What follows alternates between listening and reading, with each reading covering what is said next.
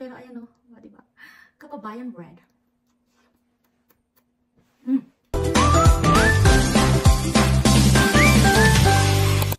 Namimiss nyo na ba ang tinapay na ito sa Pilipinas? Pero bago ang lahat, hayaan nyo muna akong magpasalamat sa aking mga followers, ka-engagement, at new followers at non-followers. Thank you so much sa inyo. So ayun, balik tayo dito sa aking lulutuin. Naglagay po pala ako ng 2 cup sugar, 2 cup of milk, 2 itlog, 1 tablespoon na vanilla. Yung vanilla po is chinamba ko lang, nasa inyo na yun.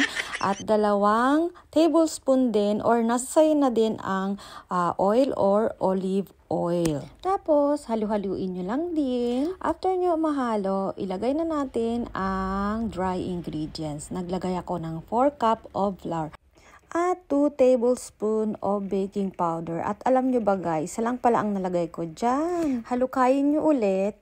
At syempre para maging kababayan bread ito, kailangan natin maging dilaw siya. Kaya nilagyan ko ng food coloring na yellow. Buti na nga lang nakahanap ako ng food coloring na ito dahil minsan nauubusan sa supermarket. Pangalawa ko na pala tong gawa guys ng kababayan bread. Pero nung una hindi ko kasi nakuhana ng video na perfect ko pa naman. At kaya gumawa ulit ako dahil nag-request ulit yung mga bata dahil nagustuhan nga nila yung lasa. Tapos nabitin din sila doon dahil half lang talaga yung ginawa ka. So ngayon dinamihan ko na siya. Agahan na rin nila kinabukasan. Medyo mahal din kasi pag bibili talaga ng tinapay, halos araw-araw akong bumibili dahil tinapay lang talaga ang kinakain nila sa umaga. Kaya ito nga naisipan ko na gumawa na lang talaga ako ng sarili ko.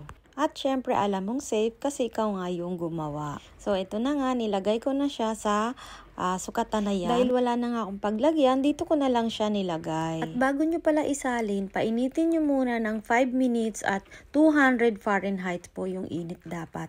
And after that, 170 yung init. At 15 minutes nyo pong i-oven. And after 15 minutes, eto na.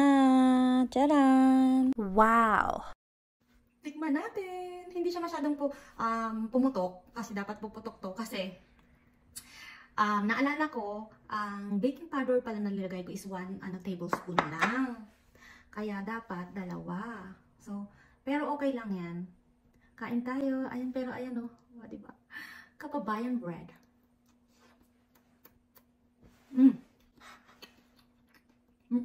Kalas nga siya. Kalasa.